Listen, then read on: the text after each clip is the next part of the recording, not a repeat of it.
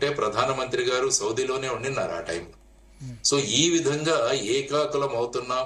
కాబట్టి మా ప్రజెన్స్ అన్నది అసలు ఎవరు పట్టించుకోవట్లేదు. కాబట్టి టు షో దేర్ ప్రజెన్స్ అన్న రీతిలో తర్వాత అక్కడ జనరల్ మునీర్ మాట్లాడిన విషయాలు కూడా మనం చూడాలి. ఆసిమ్ మునీర్ ఎవరైతే ఇంతకు ముందు ఐఎస్ఐకి ఆయన చీఫ్ గా ఉన్నారో, ఇప్పుడు is general of Pakistan army.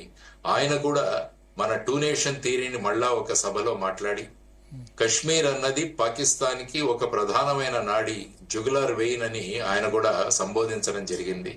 అందువల్ల ఒక డెస్పరేషన్ లో ఈ టెర్రరిస్ట్ అవుట్ ఫిట్ ని ముందు పెట్టి పాకిస్తాన్ ఐఎస్ఐ మరియు పాకిస్తాన్ ప్రభుత్వం ఈ విధంగా పెహల్గావ్లో జరిగిన సంఘటనలో వాళ్ళ ప్రమేయం ఉందని భారతదేశం ఎలక్ట్రానిక్ ఎవిడెన్స్ తర్వాత టెక్నికల్ ఎవిడెన్స్ తో ప్రపంచ దేశాల ముందు ఉంచింది. సో ఇటువంటి పరిస్థితులలో ఇప్పుడు మీరు అడుగుతున్నట్టు భారతదేశానికి వాట్ ఆర్ ది ఆల్టర్నేటివ్స్ లో మీరు చూస్తే మొదట ఒక దౌత్యపరంగా లేకుంటే ఈ విధంగా వాళ్ళు మొదట చేసింది మనం చూసాం. 60 సంవత్సరాల క్రితం చేసిన ఈ సింధు జలాల పంపిణీ ఏదైతే ఉందో ఆ ట్రీటీని టెంపరీగా అబయన్స్ లో పెట్టారు.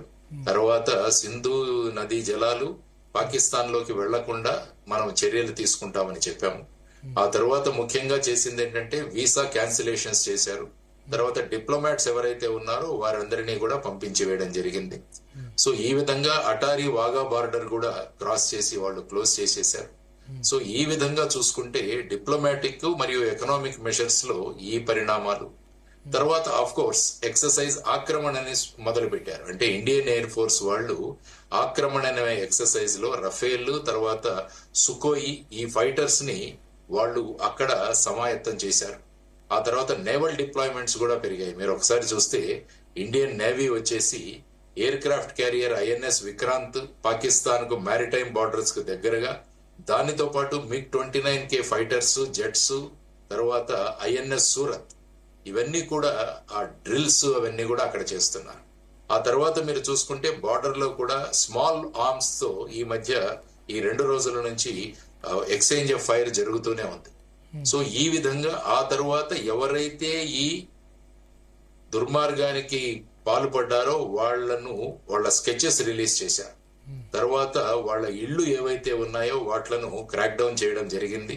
తర్వాత సుమారుగా ఒక 1500 మందిని ఎవరైతే ఈ మిలిటెంట్లు వీళ్లకు దగ్గరగా ఉన్నారో వాళ్ళందరినీ కూడా ఐడెంటిఫై చేయడం జరిగింది అన్నది ప్రధానంగా ఇంటర్నల్ సెక్యూరిటీ దిశగా జరుగుతున్నాయి. ఆ తరువాత ఇంటర్నేషనల్ లెవెల్లో అన్ని దేశాలు ఇక్కడ జరిగిన ఈ చర్య ఏదైతే ఉందో దాన్ని ఖండించారు. Including United states, United Kingdom, China, Iran, వీళ్ళందరూ కూడా దీన్ని చెబుతూ ఈవెన్ ఇరాన్ కూడా మేము ఇండియా పాకిస్తాన్ మధ్య ఈ ఎస్కలేషన్ టెన్షన్స్ తగ్గించడానికి మేము ముందుకుంటామని కూడా వాళ్ళు చెప్పడం జరిగింది. సో ఈ విధంగా చూసుకుంటూ